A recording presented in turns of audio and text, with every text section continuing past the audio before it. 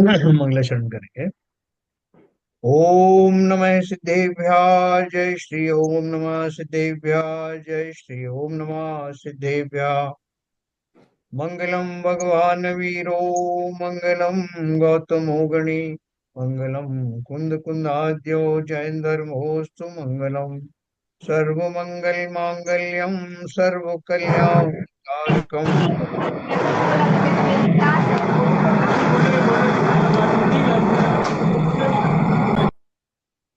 दानं सर्वधर्माणां जैनं जयतु शासनं जैनं जयतु शासनं जैनं जयतु शासनं नमः समय साराय स्वानुभूत्या चकासते चित स्वभावाय भावाय सर्वभावांतरच्छिदे।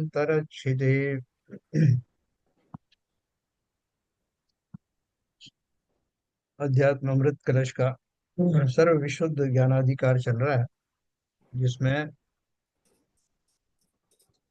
जिस समता की अपन बात करते हैं, जिस भेद विज्ञान की बात करते हैं, उसके बारे में शिष्य को कुछ संशय हुआ कि अगर वो जो भेद विज्ञान पूर्वक जो बात करता है ज्ञानी, तो सबको एक जैसा देखता है, तो फिर उसमें और अज्ञानी में क्या अंतर हो?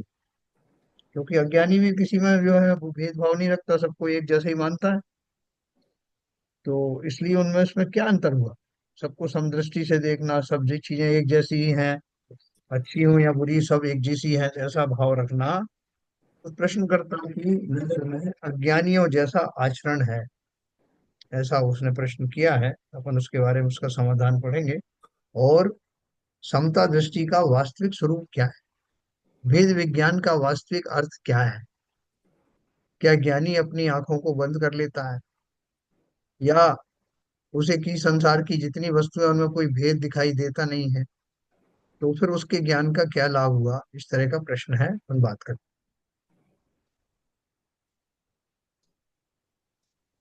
हैं। देखो क्या बोल रहे हैं।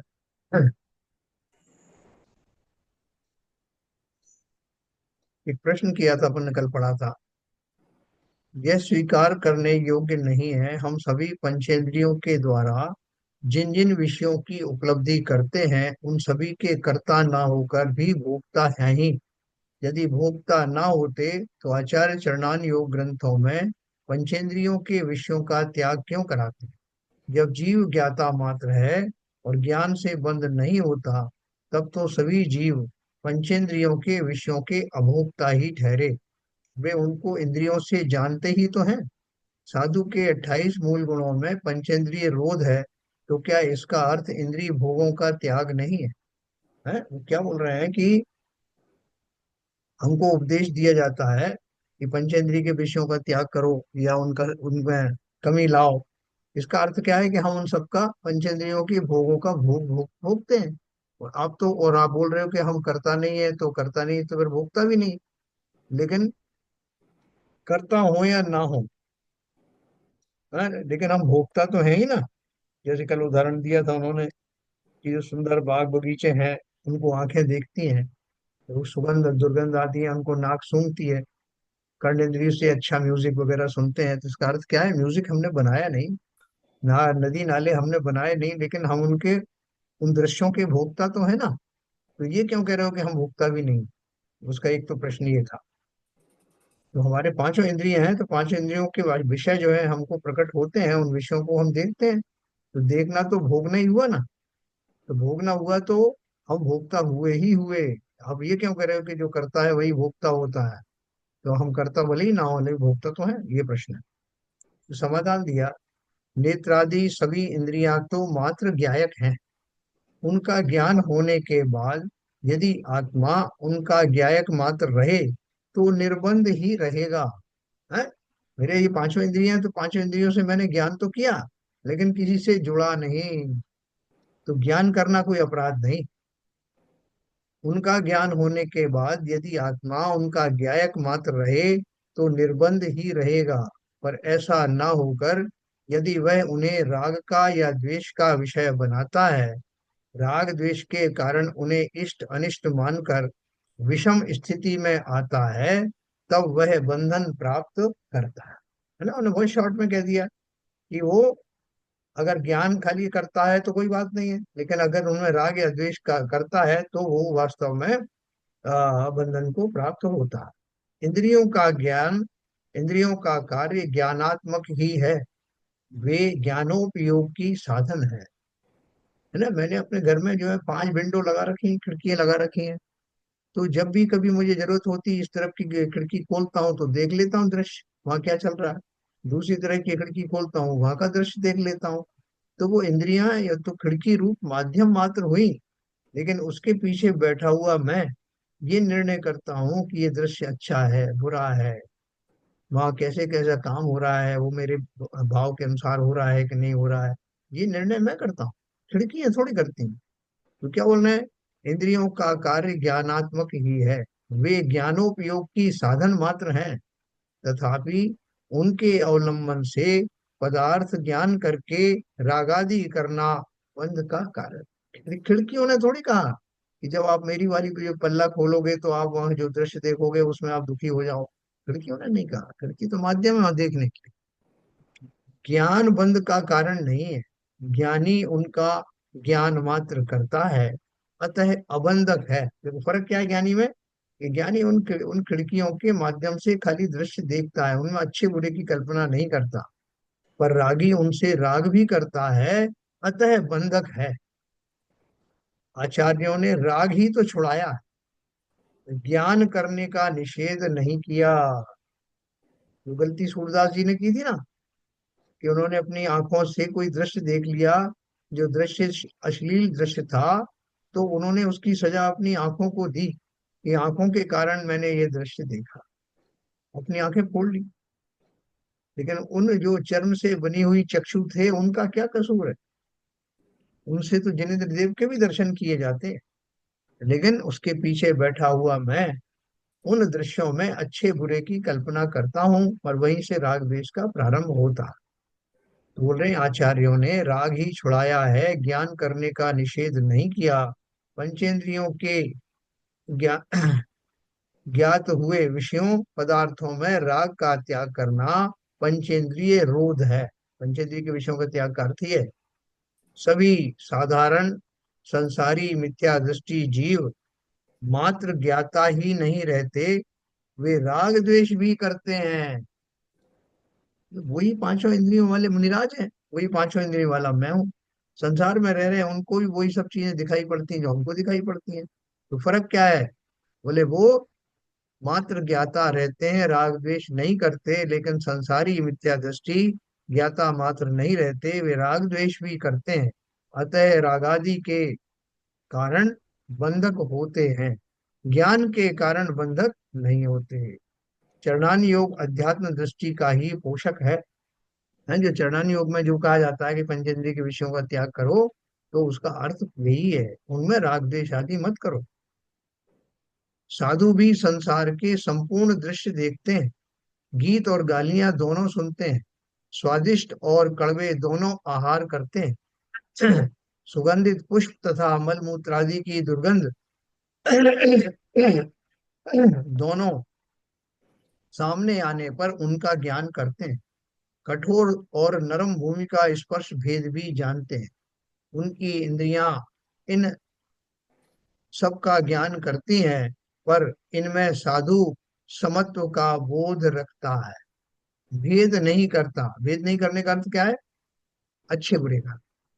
अतः रागादि का स्वभाव होने से साधु इनके भोक्ता नहीं, मात्र ज्ञाता है ना। जो ये बात कही ना उन्होंने कि जब सब दोनों को जानते हैं तो समत्व भाव रखते हैं। समत्व का अर्थ क्या है, दोनों को एक जैसा गिनते हैं, का अर्थ क्या है कि ना तो सुगंध में जो है मस्त होते हैं, ना दुर्गंध में खेदग्रस्त होते हैं। ये समत्व कहलाता है। बाकी जानते तो वो दोनों चीजों के, उनके स्वभाव को जानते हैं, उनके स्वरूप को जानते हैं।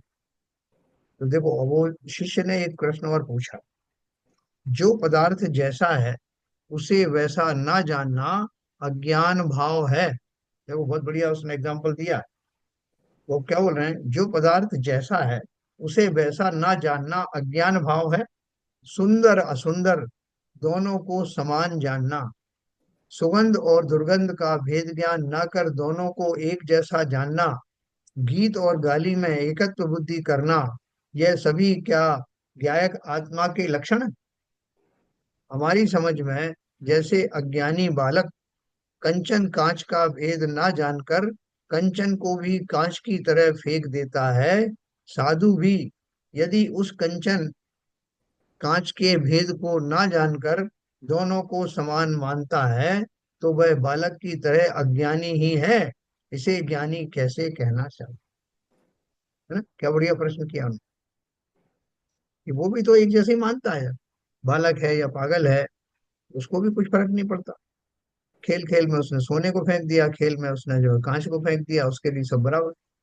तो अगर ज्ञानी भी वैसा ही व्यवहार कर रहा है कि दोनों एक जैसे हैं, तो सुगंध दुर्गंध एक जैसी है, सुंदर सुंदर एक जैसे हैं, तो उसमें और वो बच्चे में क्या फर्क होगा?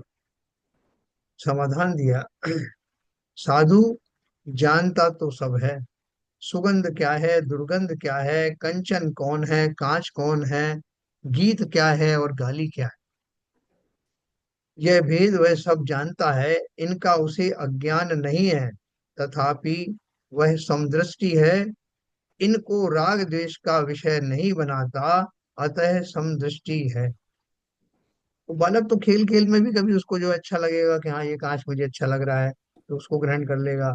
सोने को जो है वो नहीं मानता कि सोना क्या है, लेकिन उसको जो शेप अच्छा लगा वो रख लेगा। वो दोनों के भेद नहीं जानता, उस राग द्वेष तो उसका भी होता है बालक का। वो फेंकेगा तो सबको फेंकेगा, इसका अर्थ क्या है? उस समय उसका राग है फेंकने में। तो ये कहना कि उसको कोई राग नहीं है, अच्छी बात नहीं है। लेकिन ज्ञानी दोनों वस्तुओं को जान करके यथा योग्य हिसाब से उन पर बर्ताव करता है। ये हमारे आचार्य श्री रामटेक में थे, तो जहाँ उनका कमरा मिला हुआ था, जहाँ वो उनकी बस्ती का थी, यहाँ ठहरे हुए थे, उसके आसपास बड़ी मूत्र आदि की गंध आ रही थी।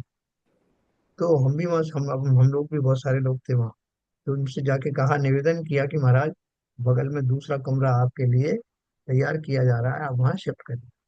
उन्होंने बोला कि यहाँ क्या दिक्कत है? अरे महाराज यहाँ जो है वो, कि नहीं हमें तो कुछ नहीं हो रहा है। तो ऐसी वातावरण में भी अपनी साधना के बल पर उसमें एक एकाकी भाव होना होने के कारण उन्हें वो सुंदर असुंदर, गंध दुर्गंध आदि का कहीं भेद हो ही नहीं रहा। उनका तो निष्कंटक जो उनके समाज सामायिक वगैरह चल रहा। तो इसकी लाइव एग्जाम्पल, तो यहाँ क्या बोल रहे हैं देखो, इनको राग द्वेष का विषय नहीं बनाता, अतः समदृष्टि है।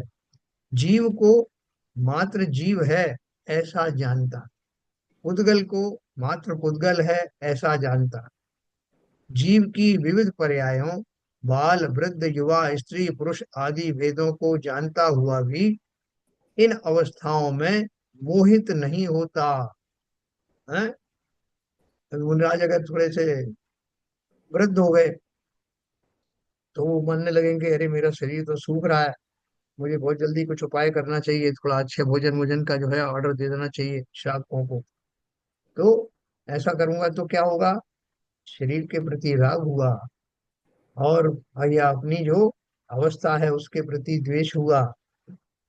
तो बोले हैं, जीव की विविध पर्यायों, बाल वृद्ध युवा स्त्री पुरुष आदि भेदों को जानता हुआ भी इन अवस्थाओं से मोहित नहीं होता, जबकि अज्ञानी जीव को सामान्य जीव सामान्य की दृष्टि से न देखकर पर्याय मात्र देख उनमें मोहित होता है। हैं? ये स्त्री है कितनी सुंदर है, वो पुरुष है वो बच्चा है, वो बूढ़ा हो गया है, इसका शरीर गंदा है इसका शरीर अच्छा है, ये सब जो पर्याय हैं, उन पर ज्ञानी को उन पर्याय पर ध्यान नहीं जाता। तो उसे तो उन सब में सिद्ध स्वरूप आत्मा के दर्शन होते हैं। अज्ञानी जीव को जीव सामान्य की दृष्टि से न देखकर पर्याय मात्र देख उनमें मोहित होता है। ये सब जीव की पर्याय हैं ऐसा न जानकर उनमें ये मेरे भोग योग्य है ऐसा मानकर अज्ञानी राग करता है। वह ज्ञान करता है पर राग की भूमिका में ज्ञान करता है ना? ज्ञान किस लिए किया? ये स्त्री है, इसकी तरफ जो है आकर्षित हुआ जा सकता है। ये बालक है, इसे प्यार किया जाना चाहिए ना। इस तरह से वो उस ज्ञान तो करता है, लेकिन ज्ञान के साथ उसके राग द्वेष जुड़े रहते हैं। ज्ञानी उनका ज्ञान तो करता है, स्त्री को स्त्री जानता है, संगीत को यह संगीत है यह भी जानता है, गाली को यह दुर्वचन है यह भी जानता है। क्योंकि उस ज्ञान के साथ राग द्वेष नहीं है, अतः उसका ज्ञान निर्दोष है। निर्दोष ज्ञानी ज्ञानी है, और सदोष ज्ञानी ही अज्ञानी है। उनकी निर्दोषता ही अबंधक है, तथा दूसरों की सदोषता ही बंधन कारक है ना। ये बहुत क्लियर कट उन्होंने बताया। दोषपना क्या है, इन्होंने बताया, ज्ञानी के साथ राग द्वेष नहीं है, अतः उसका ज्ञान निर्दोष है। निर्दोष ज्ञानी ज्ञानी है, और सदोष ज्ञानी ही अज्ञानी है। तो फिर प्रश्न किया, अक्ष अवक्ष दोनों में भेद ना कर उनका खाने वाला, तथा माता और पत्नी दोनों में भेद ना कर उनसे विषय संबंध करने वाला भी दोनों में समदृष्टि है, क्या वह भी अबंधक है? क्या बोला उन्होंने क्वेश्चन, कि ये जो आपने बोला कि समदृष्टि है, तो समदृष्टि है मतलब जो खाने वाली चीजें हैं या जो खाने योग्य नहीं है, दोनों को एक जैसा मानने वाला, और दोनों को एक तरह से खाने वाला। आपने जमीकंद रख दिया तो खा लिया, आपने जो है वो पंच मकदम्बर फलों में से रख दिया तो खा लिया, सामान्य भोजन हुआ तो खा लिया। माता और पत्नी है, दोनों को एक जैसा भोग की सामग्री मान ली, तो ये कैसी समदृष्टि है? ऐसी समदृष्टि रखने वाले को आप अबंधक बोल रहे हो। तो उन्होंने समाधान दिया, ऐसा दृष्टि रखने वाला तो घोर बंधक है, उसने राग की तीव्रता में विज्ञान को खो दिया है। वीतराग भाव की समस्त दृष्टि ही उपादेय है। राग से की राग को ममत्व दृष्टि घोर बंध का कारण है। ज्ञानी की समत्व दृष्टि में और अज्ञानी की समस्त ममत्व दृष्टि में यही महान अंतर है। ज्ञानी का समत्व त्याग के लिए है, अज्ञानी का समत्व भोग के लिए है। तो हम कहते हैं कैसा पागल आदमी, कैसा दुष्ट है। अपने घर के मेंबर्स के साथ भी इस तरह के संबंध स्थापित किए। वो लोग नहीं नहीं भाई साहब, वो क्या है कि वो तो बिल्कुल समता वाला है, उसमें कोई भेद नहीं समझता। ये समता है, ये तो अविवेक परिणाम है और भोग की पराकाष्ठा है। तो यहाँ उन्होंने ये कहा कि ज्ञानी की समत्व दृष्टि और अज्ञानी की ममत्व दृष्टि में यही महान अंतर है। ज्ञानी का समत्व त्याग के लिए, वो तो एक एक करके छोड़ना चाहता है, यहाँ तक कि देह को छोड़ने के लिए भी सोचता है कि इस देह में क्या रखा। और यह अज्ञानी तो जो उस देह का पोषण करना चाहता है, जिससे भोगादि को निर्बाध भोगा जा सके। तो ज्ञानी कांच कंचन समान, ज्ञानी कांच कंचन समान जानता है, इसका यह अर्थ नहीं कि वह दोनों को पहचानता नहीं है। पहचानता तो है, तथापि दोनों पुद्गल द्रव्य की पर्याय हैं, अतः राग द्वेष करने योग्य नहीं है, ऐसी उसकी श्रद्धा है। शरीरों को देख करके, सुंदर शरीरों को देख करके भी अज्ञानी तो जो उनमें आकर्षित होता है, लेकिन ज्ञानी उनको भी स्कंदों को उद्गल स्कंद के रूप में ही देखता है। उसके लिए सुंदर असुंदर क्या है, स्कंदों का रूप है, किस तरह से परमाणु जुड़े हुए हैं, कहाँ से कैसा आकार स्कंद का बना हुआ है, उन आकारों में मोहित नहीं होता। उनकी पर्याय देखता है कि ये सब पौद्गलिक हैं, ये मेरे किस काम के, इनमें मुझे क्या मिलने वाला। इसलिए कांच और कांचन में एक जैसा भाव रखता है, जानता दोनों को है। इसी प्रकार वह भक्ष वक्ष में विवेक रखते हुए भी उसे हे मानता मतलब उनके उपादेय का भाव उसको नहीं आता। एक से है, भक्त जवाब दोनों है। और यहाँ तक कि जो भक्षी वस्तु है उनके प्रति भी उसे कोई मोह नहीं। किंचित आहार आदि के लिए जाता है तो बहुत थोड़ी सी पदार्थ जो है ग्रहण करता है। आपने देखा होगा, वो बहुत ज्यादातर जो महाराज हैं, आचार्य हैं, वो जब उनको थाली दिखाई जाती है तो उनमें से कितना परसेंट तो वो निकाल देते हैं, ये कटोरी ये निकालो वो निकालो वो निकालो। क्या रहेगा महाराज, क्या खाओगे फिर आप?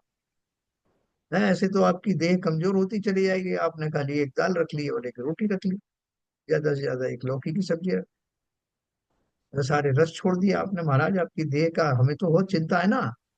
बोले चिंता मत करो, जैसे हमें चिंता नहीं वैसे तुम्हें भी चिंता होनी नहीं चाहिए। इस देह को रखना कौन चाहता? हाँ, जब तक इसकी आयु है तब तक वो इस योग्य रहे कि इसके माध्यम से नियम संयम सध सके। इसके लिए तो ले रहा हूं, क्यों परेशान हो रहा? तो ये जो भाव है छोड़ने का है।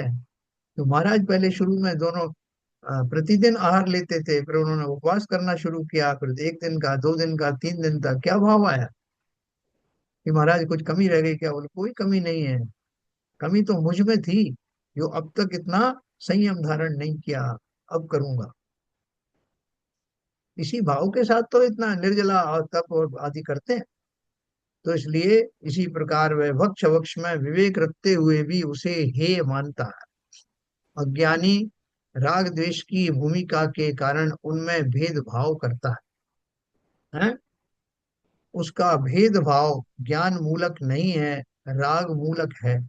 इसी प्रकार उसका समत्व राग मूलक है, ज्ञान मूलक नहीं। देखो दोनों में क्या अंतर होता है। अज्ञानी राग द्वेष की भूमिका के कारण उनमें भेदभाव करता है। हाँ भाई बताओ क्या क्या बना है, हम और आप क्या करेंगे कि साहब जब मुनि महाराज ने जो आहार कर लिया उसके बाद वो गृहिणी, घर की गृहिणी जहाँ चौका लगा तो वो बोलेगी आप भी बैठो साहब विराजो, और आपको भी भोजन करना है पूरा। तो हम ये नहीं कहते कि साहब इसमें थाली दिखाओ, हमें इसको ये छोड़ना है, हमको वो निकालना है। हम तो बोलते हैं कि महाराज को जो दिया वो तो लाओ ही लाओ। उसके अलावा महाराज ने जो निकाल दिया तो वो भी ला दो, हम घर में पड़ा क्या करेगा? रबड़ी है, मलाई है, ये सब जो निकाल दिए उसे मुझे रखो यार। तो यही तो वो कह रहे हैं। अज्ञानी राग द्वेष की भूमिका के कारण उनमें भेदभाव करता है। उसका भेदभाव ज्ञान मूलक नहीं, राग मूलक है। कौन से पदार्थ ज्यादा अच्छे हैं? इसी प्रकार उसका समत्व राग मूलक है, ज्ञान मूलक नहीं है। किंतु वीतरागी का भेद ज्ञान मूलक है, राग मूलक नहीं, तथा समत्व भी ज्ञान मूलक है, राग मूलक नहीं। यही दोनों के संबंध तथा निर्बंध बने का कारण है। निश्चय से प्रत्येक पदार्थ अपनी पर्याय का कर्ता और भोक्ता है। क्या करता और भोगता है? अपन बोलते हैं ना तो मैं करता हूँ ना भोगता हूँ। वो किस अपेक्षा से हुआ?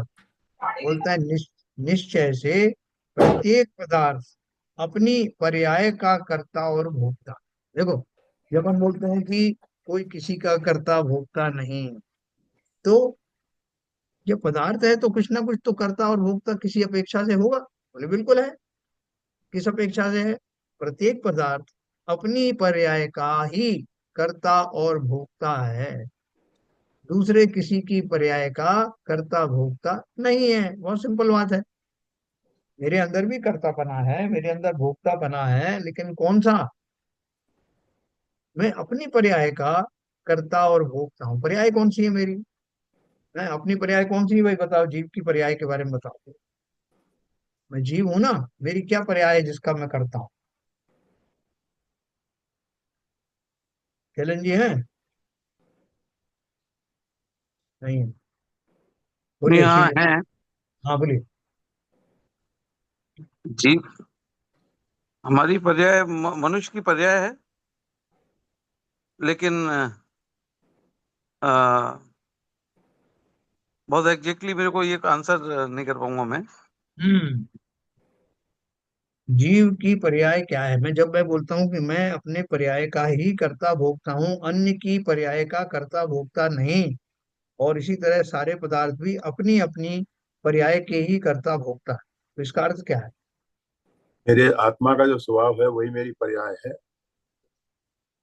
उसमें जो भी पर्याय बदलती जा रही है उसकी हर समय हम्म। में हम्म। वही पर्याय है मेरी जीव की। नहीं, क्या बदल रहा है मेरा? आत्मा के जो गुणों में जो जो भी पर्याय बदल रही है, चेंज हो रही है, हम्म। हम्म। आत्मा के स्वभाव में जो भी चेंजेस आ रहे हैं हम्म। वही मेरी पर्याय है। उसके अलावा कोई पर्याय नहीं, उसी का मैं करता हूँ। बस। मैं भिखारी हो जाता हूँ, रागादि से भर जाता हूँ, वीतरागी बन जाता हूँ, रागादि में कमी आ जाती है, मेरे ज्ञानादि गुण निखर उठते हैं, मेरा मोह कम होने लगता है। ये सारे मेरे पर्याय हैं। हम्म, दूसरी पर्याय आपने जो शरण जी ने बताया वो व्यवहार पर्याय है, कि मैं अपने भावों के कारण से नवीन नवीन पर्यायों का सृजन करता हूँ, मतलब शरीर आदि की बात कर रहे हैं। मैं ही नारकी बनता हूँ, मैं ही जो है वो देव बनता हूँ, मैं ही मनुष्य बनता हूँ, वो सब जो है वो चार गतियां, वो व्यवहार अपेक्षा से। लेकिन असली मैं कौन हूँ? मैं शरीर नहीं। तो मेरे जो गुण हैं, मैं ही रागी होता हूँ, क्योंकि स्वभाव की बात कर रहे हैं ना। मैं ही रागी बनता हूँ, मैं भी कभी वो ही हो जाता हूँ, कभी मैं वीतरागी कोई होने की कल्पना करता हूँ, भाव करता हूँ, कभी मैं इतने विकारी भाव करता हूँ कि मैं कर्मों से बंध जाता हूँ। उन्हीं भावों की अपेक्षा से मेरा 84 लाख योनियों में गमन होता है। लेकिन मेरा जब बात करेंगे तो मेरे भावों का चेंजेस वही मेरी पर्याय है। मेरे गुणों में जो होने वाला परिणमन है वही मेरी पर्याय है। तो मेरे गुणों का परिणमन कोई और नहीं कर सकता। मैं ही अपने रागी या वीतरागी भावों का कर्ता और भोगता हूँ, दूसरा कोई नहीं। है ना? तो ये बात हमें बहुत अच्छे से समझ में आना चाहिए, कि जब ये सिद्धांत कहा जाता है कि एक द्रव्य दूसरे द्रव्य का कर्ता भोगता नहीं होता, तो इसके साथ साथ ये भी समझना कि दूसरे द्रव्य का भले ही ना हो, स्वद्रव्य का अपना तो कर्ता भोगता अवश्य ही होता है। लोहे में जंग लगती है, लकड़ी में नहीं लगती। तो लोहे में वो जंग रूपी पर्याय का सृजन कौन करता है? लोहा ही करता है। और कुछ और निमित्त पा करके लोहा उस जंग आदि से मुक्त हो जाता है, ये कौन करता है? लोहा ही करता है। लकड़ी में जंग नहीं लगती। जो जिस तरह से लकड़ी फटती है, जिस तरह से उसमें जो है छेद आदि होते हैं, जैसे उसको दीमक खाते हैं, वैसा लोहे को नहीं खा सकते। तो सभी द्रव्य अपनी अपनी पर्याय के कर्ता हैं, दूसरे की पर्याय के कर्ता भोगता नहीं। जो पर्याय बनती है उसका, उस भाव में बना रहना ही उसका भोक्तापना कहलाता है ना? तो दो तीन प्रिंसिपल हैं, वो हमेशा ध्यान रखना। एक द्रव्य दूसरे द्रव्य का कर्ता भोक्ता नहीं हो सकता, लेकिन प्रत्येक द्रव्य अपनी पर्याय का स्वयं का कर्ता भोक्ता होता है। हो सकता ही नहीं, होता ही है। दो बात हो गई। तो इससे क्या हो गया? हम अकर्मण्य, हम कुछ नहीं कर सकते, ये भी बात नहीं है। और हम इतने कर्मठ हैं कि दूसरों में फेरबदल कर सकते हैं, ये भी हमारी भ्रांति समाप्त हो जाती है। तो सब द्रव्य स्वतंत्र हैं। सभी द्रव्य अपना अपना भला बुरा जो कुछ भी है, जो उनका स्वभाव है, विद इन दैट, उन लिमिट्स में, उन सीमाओं के अंदर अंदर अपना कर सकते हैं। जीव क्या कर सकता है? भाव कर सकता है। तो भावों की मर्यादा में रह करके अच्छे या बुरे भाव कर सकता है, रागी या वीतरागी बन सकता है ना? पुद्गल के जो स्पर्श रूप रसगंध आदि हैं, वो उनके अंदर में हो सकता है कि वो परमाणु का जो स्कंद बन रहा है, वो ऐसे परमाणु बने जिसमें कि गंध की कमी हो। किसी परमाणु के स्कंद में ऐसा है कि उसमें रस की वृद्धि हो। इस तरह से हमारे शरीर में जो परमाणु जगह जगह पर स्कंद बनते हैं, ऐसे ही बनते हैं, जो मैंने आपको बताया है। हाँ, आंख की पुतली जो है, वो कैसे उसका निर्माण हो? प्रकृति में ये क्वेश्चन आया कि आंख में का काम होना चाहिए, उसमें पलक झपकना होना चाहिए, और उसको जो है दृश्य दिखना चाहिए, उसके ऊपर फोकस होना चाहिए। तो उसके लिए एक बैकग्राउंड ब्लैक होना चाहिए, और देखने के लिए उसमें एक थोड़ा सा वो कुछ वाइट होना चाहिए। तो इस तरह के परमाणुओं का मिश्रण होकर के एक स्कंद बना, जिसमें वो सारी योग्यताएं हैं, और उनको मिश्रण करने के बाद में वो उसका रंग भी बदल करके काला हो गया। शरीर के अलग अलग स्थानों में वही उद्गल परमाणु, तो उद्गल परमाणु तो एक जाति के हैं, लेकिन स्कंदों का निर्माण होता है, उनका जो जुड़ाव होता है अलग अलग परमाणुओं के साथ में, कम ज्यादा इंटेंसिटी वाले, वो उनके अंदर जो रूप रसगंध वर्ण है, उन इंटेंसिटी के कारण अलग अलग स्कंद बनते हैं, और शरीर के अलग अलग अवयव उन अलग अलग स्कंदों से निर्मित होते हैं, जिसके कारण वो यथा योग्य कार्य कर पाते हैं। बाल काले क्यों होते हैं? क्योंकि जो योग्यताएं हैं वो सब मिला करके जब जोड़ हो गए, तो उसका वर्ण भी अलग पाया जाए। तो ज्ञानी इस बात को बहुत अच्छी तरह जानते हैं कि पुद्गल की क्या दशाएं हैं, पुद्गल की क्या पर्याय हैं, पुद्गल पुद्गल की पर्यायों का सृजन करता है, मैं अपनी पर्यायों का सृजन करता हूँ। मैं उनका ही ज्ञाता हूँ, उनका ही भोगता हूँ, उनका ही करता हूँ। बाकी जितने पदार्थ हैं उन सब का जीव ज्ञाता है, क्योंकि वो सब कोई भी द्रव्य ज्ञाता नहीं हो सकते। ये अनोखा गुण मेरे अंदर ही है। मैं समस्त वस्तुओं का, जीव और अजीव का ज्ञाता तो हो सकता हूँ, लेकिन कर्ता नहीं हो सकता, भोगता नहीं हो सकता। संतुष्ट रहो इस बात से कि बहुत अच्छा हुआ। मैं मात्र ज्ञाता हूँ, निरपेक्ष भाव से जानता हूँ, जिससे मेरे राग द्वेष ना हो। प्रकृति ने ऐसा इंतजाम किया है, लेकिन मैं उन नियमों को पालन ना करने के कारण निरंतर फंस जाता हूँ। है ना, ये बात हमारी हुई है। मैं अभी एक 5 मिनट बाद, हाँ बोली। ये आपने एक बोला कि भावों की मर्यादा, ये भावों की मर्यादा क्या क्या, किसको कैसे क्वालिफाई करें? भावों की मर्यादा मतलब जैसे मैंने आपको उदाहरण दिया कि जो लकड़ी है उसका जो स्वरूप है वही उसकी मर्यादा है। लकड़ी हार्ड हो सकती है, सॉफ्ट हो सकती है, लेकिन इतनी हार्ड नहीं हो सकती कि वो लोहा बन जाए। लोहा भी सॉफ्ट हो सकता है, हार्ड हो सकता है, लेकिन इतना सॉफ्ट नहीं कि वो लकड़ी बन जाए। तो उसकी अपना एक लिमिटेशंस है। भाव का मतलब क्या है? भाव सब तरह के होते हैं। जीव के भी भाव होते हैं, पुद्गल के भी भाव होते हैं। भाव का अर्थ है उसका, उसका स्वभाव, उसके, उसका स्वरूप, जो उसमें गुण पाए जाते हैं। इसलिए भाव शब्द जो व्यापक शब्द है, वो भाव शब्द सब पर लागू होता है। तो आपने देखा होगा जो अपन पांच समवाय की जब बात करते हैं उसमें स्वभाव नहीं लिख करके भाव लिखा है। वस्तु की योग्यता अर्थात वस्तु का भाव, अर्थात उसके, उसका दायरा, उसकी होने वाली योग्यता के दायरे, उसी को भाव कहते हैं साहब। तो मैं एक 2 मिनट बाद और समाप्त करूं, 5 मिनट बाद, तो आप लोगों को जाना होगा किसी को भक्तामर पाठ में। जी सर। हाँ, तो एक 5 मिनट और लेता हूँ, उसके बाद में समाप्त करेंगे। तो देखो, बहुत बढ़िया टॉपिक है। इससे हमें बहुत बारीकियां पता लगती हैं जाने अनजाने में। जो कई बार सब्जेक्ट हमने पढ़े भी होते हैं, लेकिन जब यहाँ फोकस माल चल रहा है, तो उस रूप में इसको समझना और इसको मिस मत करना, क्योंकि ये कहीं ना कहीं हमारे वेद विज्ञान से जुड़ा हुआ है।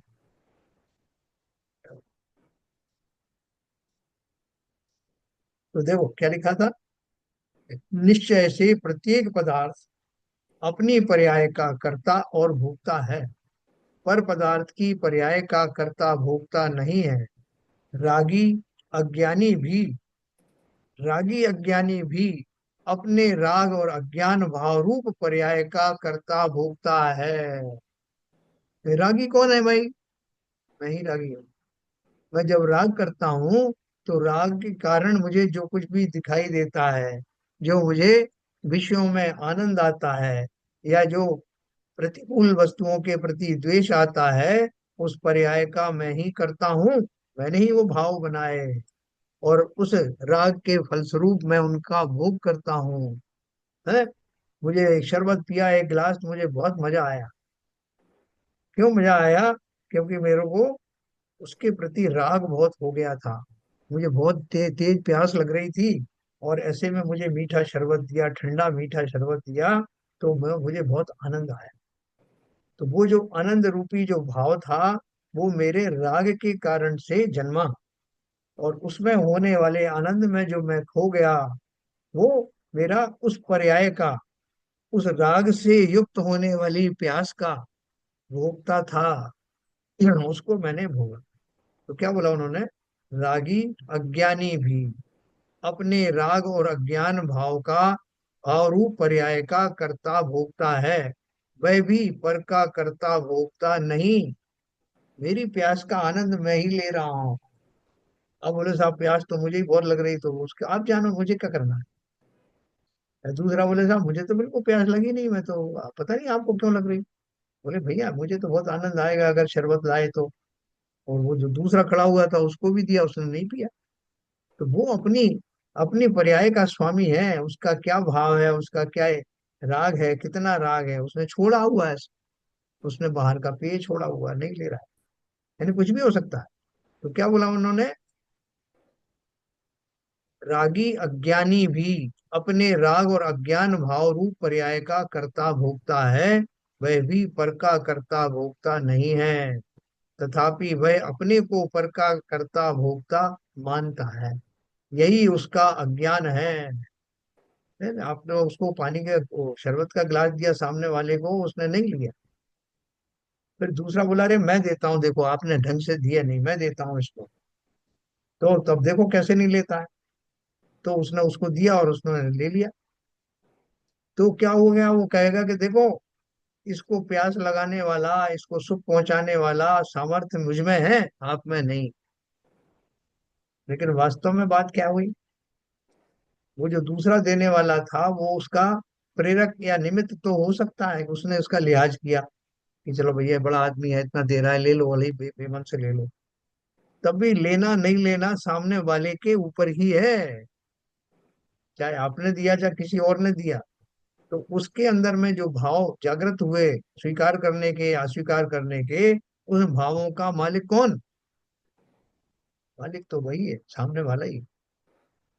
तो ठीक उसी प्रकार से रागी अज्ञानी भी अपने राग और अज्ञान भाव रूप पर्याय का कर्ता भोक्ता है, वह भी पर का कर्ता भोक्ता नहीं है, तथापि वह अपने को पर का कर्ता भोक्ता मानता है, यही उसका अज्ञान है। उस अज्ञान के कारण ही वह कर्म बंधक है। मैं तुम्हें ये कर दूंगा, मैं तुम्हें जो है वैकुंठ पहुंचा दूंगा, मैं तुम्हें ये संसार से निकाल दूंगा, ऐसे जो भाव करता है, वो तो अपनी, जब उसकी आयु कर्म पूरी होगी तभी जाएगा। लेकिन इस तरह का भाव करने वाला वो कौन है? उस अज्ञान के कारण ही वह कर्म बंधक है, और ज्ञानी बंध से रहित है। ज्ञानी ऐसा भाव करता नहीं। पर द्रव्य का कर्तृत्व क्यों निषेध किया गया है, इसका क्या हेतु है, ये मैं आपको पढ़ के समाप्त करूंगा। पर द्रव्य का कर्तृत्व क्यों निषेध किया गया है? नास्ति सर्वोऽपि संबंधः परद्रव्यात्म तत्वयोः कर्तृ कर्मत्व संबंधाभावे तत्कर्तता कुतः। आत्मा नामक तत्व का अपने से भिन्न किसी भी चेतन अचेतन पदार्थों से किसी प्रकार का संबंध नहीं आत्मा नामक तत्व का अपने से भिन्न किसी भी चेतन अचेतन पदार्थों से किसी प्रकार का संबंध नहीं। मैं हूं अपने में स्वयं पूर्ण, पर से में कुछ भी संबंध नहीं। मैं अरस अरूपी अस्पर्शी, पर से कुछ भी संबंध नहीं। अतः जब पर के साथ कर्ता कर्म संबंध भी नहीं है, तब आत्मा के पुद्गल कर्म की कर्तता कैसे होगी? पर के साथ कर्ता कर्म संबंध नहीं है, और पुद्गल, सारे पुद्गल आदि सब पर हैं, तो उनके साथ आत्मा का कर्ता कर्म नहीं होता। जिस तरह शरीर पर है वैसे ही कर्म भी पर हैं, क्योंकि वे भी पुद्गल द्वारा निर्मित हैं। मेरा उनसे कोई संबंध नहीं। बोले क्या बात कर रहे हो, रोज कहते हो कि मेरा उनसे संबंध है, आठों कर्म मैंने बनाए हैं, उनमें मैं रहता हूँ, कितनी कर्मों की बात करते हो, और अभी आप बोल रहे हो कि कर्मों से मेरा कोई संबंध नहीं। तो ये क्या रहस्य है, कल अपन इसके बारे में चर्चा करेंगे। अभी आज कुछ लोगों को जाना है वक्तांबर पाठ में, तो इसलिए कल अपन ये 200 नंबर का जो श्लोक है उसका अर्थ करेंगे। बहुत मार्मिक है कि हम कैसे जो है, किस चीज से संबंध क्यों नहीं है, किस प्रकार नहीं है, कैसे घटित होता है। तो समय हो गया, जिनवाणी स्तुति करेंगे। और है अभी संजय प्रकाश।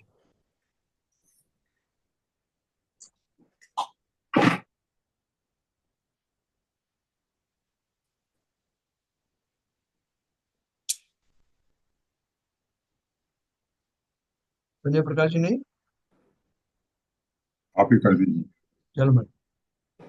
मिथ्यात्म दो मिनट नाश। हाँ बोलिए।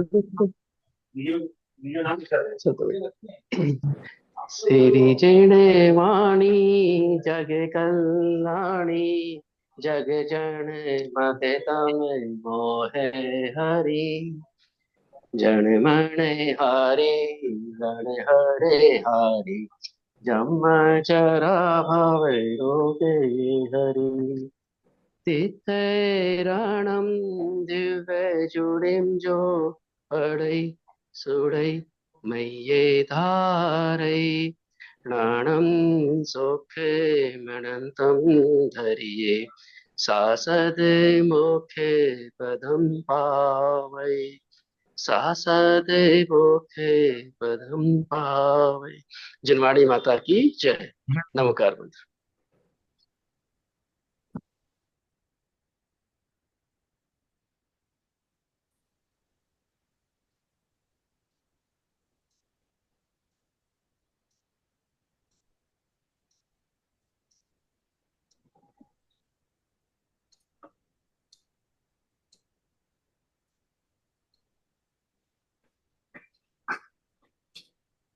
जय जिनेन्द्र की सब सभी को जय जिनेन्द्र की सब। जय जय जिनेन्द्र, सभी को जय जिनेन्द्र। जय जिनेन्द्र।